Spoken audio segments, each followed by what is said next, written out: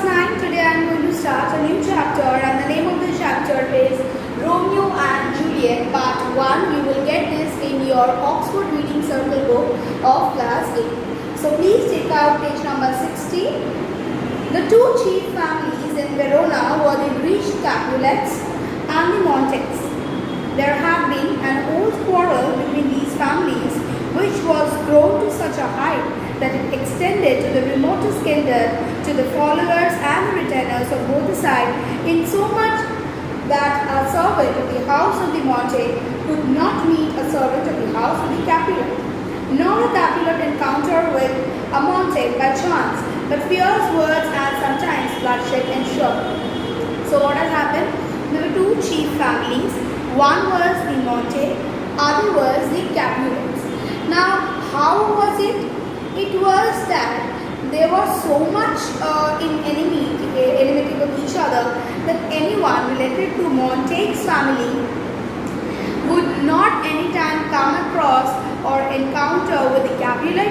Neither any servant from both the families would come and meet each other or talk with each other. So not only did the families keep the distance from each other, but also the other people related to these families also tried to be away from each other's family. Montague supporters would not meet the Capulets. The Capulets supporters would not meet the Montagues. So this was the kind of enmity that they possessed. Next. Frequent were the brawls for such an accidental meeting which disturbed the happy quiet of Verona street. So what happened sometimes when if they would come across, there would be chaos, there would be bloodshed which would disturb the enmity of the which would disturb the peace of the city of Verona, because whenever they would come across in any kind of accidental meetings, if perhaps they met, then it would lead to bloodshed or it would lead to any kind of chaos and brawls in the quiet street of Verona. Old Lord Capulet made a great supper to which many fair ladies and many noble guests were invited. All the admired beauties of Verona were present, and all were made to welcome if they were not the house of Montague. So there was a party that was held up by Lord Capulet, great supper, it means for dinner. They were invited, and there were many fair ladies, there were noble people, and there were the beauties that came over there, they were admired by many. So everyone was invited in that Capulet's party except anyone from the family of the Montagues. At the feast of Capulets, Rosalie, beloved of Romeo, son to the old Lord Capulet, was present.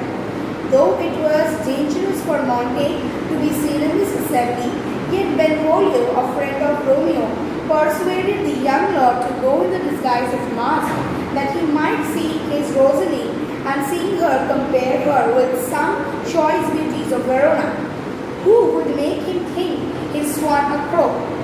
Romeo, for the love of Rosalie, was persuaded to go. So what happened? In that party of Capulets, when the Montagues were not allowed, Romeo's friends encouraged him so that he could go, because Rosalie, his lady love, was present in that party, so that he could compare the beauty of his lady love Rosalie with the rest of the beautiful ladies of Verona. Now they planned that they were going to be in a mask so that nobody could understand who it was and what else, and everyone would think that Romeo is a Capulet who had entered, because he would be masked, he would be disguised, and nobody would come to know. Romeo was insincere and passionate, and on that lost his sleep for love. Benvolio wished to cure his friend of his love. And Romeo, he was a passionate person, he was a very sincere boy, so he was full of love, and Benvolio tried to cure his friend for his love. Okay, as he was so much deeply in love with the lady. To this feast, then, young Romeo with Benvolio and their friend Mercutio went masked. So, who are the friends? Romeo, Benvolio, and Mercutio. They went in the party with a mask. Old Capulet bade them welcome and said they had worn a mask when he was young. And old Capulet also bade them welcome. He couldn't recognize who are they and said, when I was young, I also used to wear masks. So he couldn't recognize them whether they were the Capulets or the mountains.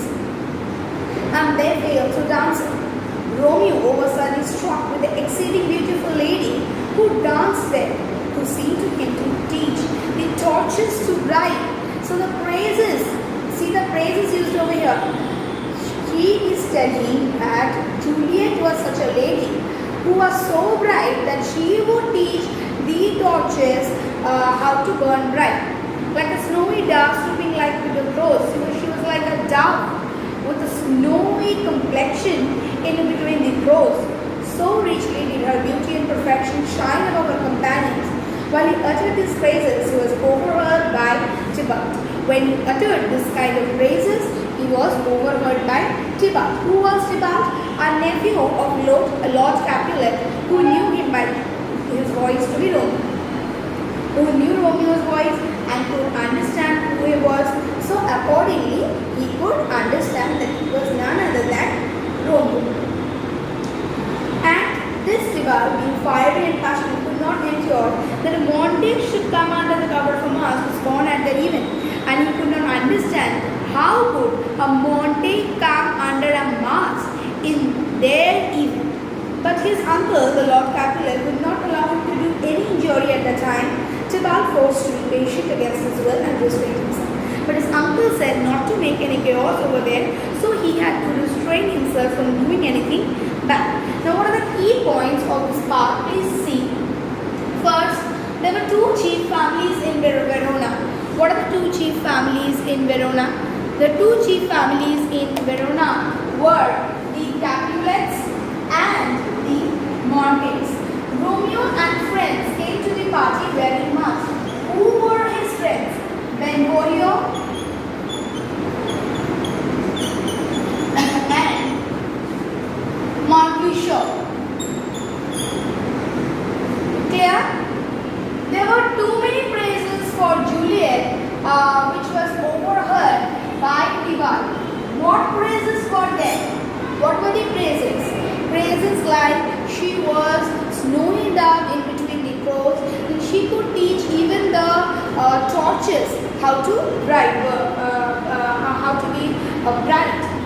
Romeo and Juliet exchanged few words. This we will do in the next part, in part 2, when we are going to see that both Juliet and Romeo they exchanged some kind of words with